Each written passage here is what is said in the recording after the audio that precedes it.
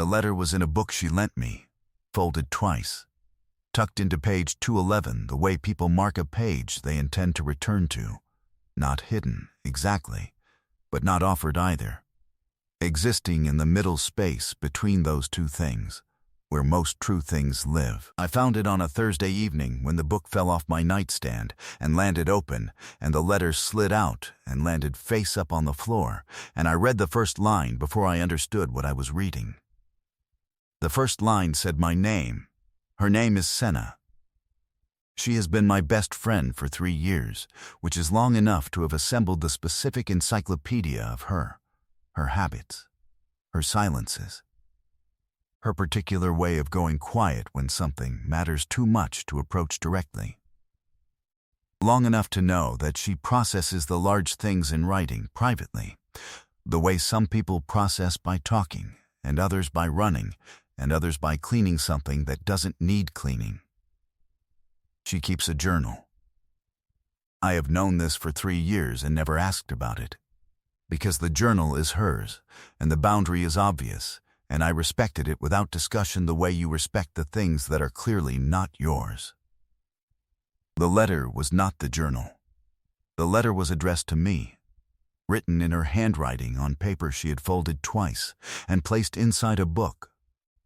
She then lent me on a Sunday afternoon, without mentioning it. And the only explanation that makes sense is the one I kept arriving at and then moving away from. All Thursday evening, all Thursday night, she put it there and then lost her nerve, and by the time she remembered it was in the book, she had already handed me the book. And the calculation had become, let him find it, or don't.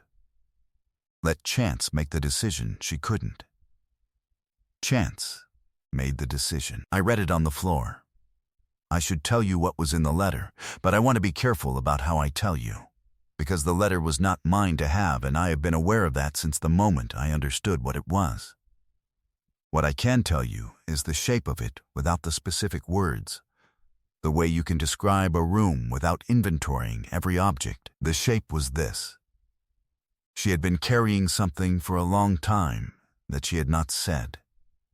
Not a secret in the dramatic sense, no revelation, no hidden history, nothing that would rewrite the 3 years I thought I understood. It was quieter than that. It was the kind of carrying that happens when you are standing inside an ordinary friendship and something shifts in the quality of it. Some frequency changes, and you notice the change and then spend a long time not knowing what to do with the noticing. She had noticed. She wrote about the noticing. She wrote about a specific Tuesday in February, 8 months ago, that I remember differently than she does. I remember it as an unremarkable Tuesday, dinner at her place, her talking about a problem at work, me listening, nothing notable. She wrote about that Tuesday as a moment when she understood something she had not understood before, and the understanding frightened her, and she had been sitting with the frightening of it for 8 months. She wrote about why she was not going to send it. 3 full paragraphs about the not sending. The 3 paragraphs were more detailed than everything before them, more carefully argued, more thorough, a brief she had built against herself. The friendship, she wrote, was the architecture of her life in a way that nothing else was, and you do not take a hammer to the architecture of your life because you have feelings you cannot fully account for, and she was not willing to do that, and she had decided, deliberately, finally, to keep the letter and say nothing and let the ordinary continue. She had folded it twice and put it in page 211 and lent me the book. I sat on the floor for a long time. There is a specific quality to the experience of reading something that was written for you, but not meant to reach you. Something that passed through your name on its way to being sealed away. It does not feel like finding a secret. It feels more like arriving somewhere you were not expected and realizing, slowly, that the room was arranged with you in mind anyway. Everything in it placed in relation to you. The person who arranged it nowhere visible. I read it twice, Then I folded it back along its original folds, the same creases, carefully, and put it on my nightstand and looked at it. I thought about what she had written about the Tuesday in February. I went back to that Tuesday in my memory and looked at it differently. Looked at it from the angle she had described, and I will tell you that what she had seen from where she had been sitting was something I had not seen from where I was sitting, but which, looked at from her angle, made a coherent picture I recognized. The way you look at one of those images that contains two things, and you see only one for a long time, and then someone describes the other, and you cannot unsee it once you have seen it. I could not unsee what she had seen. The question, sitting there on the floor and then moving to the bed, and then not sleeping for most of the night, was what to do with the unseeing. The case for silence was the same case she had made in the letter, in 3 careful paragraphs, and it was not a weak case. The friendship was the architecture. She had already weighed this, thoroughly, more thoroughly than I was capable of weighing it in one sleepless night, and she had decided the architecture was worth more than the alternative. And she was not wrong to make that decision. And walking into her life the next morning with the letter in my hand would be, what? Overturning her decision for her. Taking the choice she had made carefully and deliberately, and replacing it with mine, which was less careful and less deliberate because it was 8 hours old. There was also the question of her privacy. She had not sent the letter. She had not given me the letter. She had placed it inside something she lent me, and I do not know enough about the interior of that choice to know whether it was intentional or whether it was the kind of accident the subconscious engineers when the conscious mind has run out of options. Either way, she had written something in the space of not sending, in the private room of the decided against, and I had entered that room without being invited. The case for naming it was simpler and less articulate, and therefore, I have found, probably more true. She had written my name at the top of a page, and then described a Tuesday in February that I had not understood at the time, and I understood it now, and understanding it had changed something in the arrangement of things, and I was not sure I could continue in the ordinary register of us, with the new arrangement invisible between us. I was not sure she could either. I called her on Friday morning. Ordinary reason, we had plans to figure out for the weekend. Practical container. The kind of call that gives both of us somewhere to be while talking. She answered on the second ring in her normal voice, and we talked about the weekend for a few minutes, and then there was a natural pause of the kind that our conversations have always had. The comfortable pauses, the ones that don't require filling. I said, "Can I tell you something?" She said, "Always." I said, "I found something in the book you lent me." A pause. A different kind. She said, "Oh." One word. The specific weight of one word that contains the knowledge of exactly what was found, that does not ask for clarification, because none is needed. That is doing the work of processing an entire situation in real time while also remaining on a phone call and not revealing the processing. I know her silences. This was the loudest one I had ever heard. I said, "I read it. I'm telling you that because I won't pretend I didn't." She didn't say anything. I said, "I folded it back along the same folds. It's on my nightstand." Still nothing. I could hear her breathing, which told me she was still there, still in it, not gone. I said, "I'm not calling to make this into something you decided it shouldn't be. I'm calling because you wrote my name at the top of a page, and I think you deserve to know I saw it." And that it landed, whatever that's worth to you.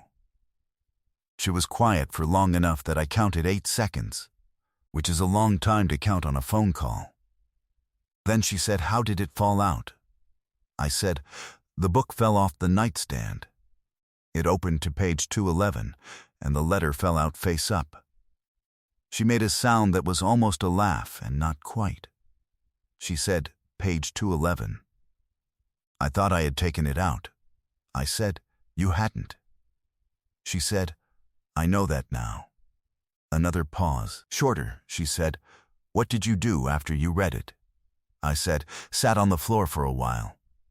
Thought about the Tuesday in February. She said, and? I said, you saw something I didn't see at the time. I can see it now. From your angle. She said very quietly, what do you see? I said, the same thing you saw. Here is what I want to say about what happened next, which is that nothing happened immediately. Because the things that matter do not happen immediately. We did not arrive anywhere on that phone call. We talked for another 20 minutes, not about the letter directly, but in the way you talk when the letter is in the room with you and you are both aware of it and the awareness is changing the pressure of every sentence. She was careful, and I was careful, and we were both careful together, which is not the same as avoiding. It was more like two people who have just identified something fragile and are moving around it slowly, not because they don't want to touch it, but because they want to touch it correctly. She said, before we hung up, I'm going to need a day. I said, take whatever you need. She said, the letter, I meant the part about the architecture. I said, I know. So did I. That's not what I'm asking to change. She said, what are you asking? I said, nothing yet. I'm just telling you what I saw from your angle. The rest is yours to decide. She said, okay. She said she'd talk to me tomorrow. She hung up, and I put my phone down and sat for a while with the shape of what had just happened, which was not a conclusion, but was not nothing. Was in fact the specific feeling of a door that has been closed for a long time being opened slightly. Enough to confirm there is a room on the other side. Enough to let some light through. Not enough yet to walk through. The letter is still on my nightstand. I have not moved it. She called on Saturday. Not about the letter directly. She called with a practical reason, the way she always approaches the large things, sideways in ordinary containers. She called to say she had found a farmer's market she thought I'd like. Did I want to go Sunday morning? I said yes. She said good. She'd pick me up at 9. We went to the farmer's market. We walked through it for 2 hours in the specific way of people who are being ordinary on purpose, which is its own kind of intimacy. The choosing of the ordinary when the extraordinary is available, the decision to let something breathe before naming it. We bought things we did not need. She made me try a sample of something I would not have tried on my own. We stood at a stall for 20 minutes talking to a man about heirloom tomatoes as if the heirloom tomatoes were the most important thing in our lives. Walking back to her car, she said, not looking at me, looking at the street. I've been thinking about what you said. About the angle. I said, yeah. She said, I think I put the letter in the book on purpose. I don't think I knew I was doing it, but I think I did. I said, I think so too. She looked at me then. The direct look, not the sideways one. The look she uses when something is too important for the sideways approach. She said, I'm still scared of the hammer. I said, so am I. I'm not suggesting we pick up the hammer. She said, what are you suggesting? I said, that we know what we know. And we don't pretend we don't, and we see what that is, slowly, inside the thing we already have. Without the hammer. She thought about this for a moment. She said, that's a very specific proposal. I said, I had a lot of time to think about it. She almost smiled. Then she did smile. Then she looked away, back at the street, and I could see her doing the thing she does when she is landing somewhere after a long consideration, the small settling, the shoulders, the breath. She said, okay. One word. The same weight as the O on the phone, but different. That one had been caught. This one was placed. She put it down deliberately, in the space between us, and it sat there in the morning light outside the farmer's market, and neither of us moved it. The letter is still on my nightstand. I have not returned it, and she has not asked for it. I think that is its own kind of answer. The letter has already done what it was going to do, whether or not it was meant to, and returning it would be a gesture that undoes nothing and confirms nothing that isn't already confirmed. Some things are written in the private room of the decided against, and then find their way out through page 211, and a nightstand and a floor on a Thursday evening, and when they do not unfind their way. They cannot be folded back into the not knowing. You can only decide what you do with the knowing. We are deciding slowly, inside the ordinary, without the hammer. I think that is the right way. I think she does too. Have you ever found something? A letter, a message, a journal entry, a confession that was never meant to reach you, that answered a question you hadn't known you were asking? Tell me what it felt like to suddenly know something you couldn't unknow. I'll read every one.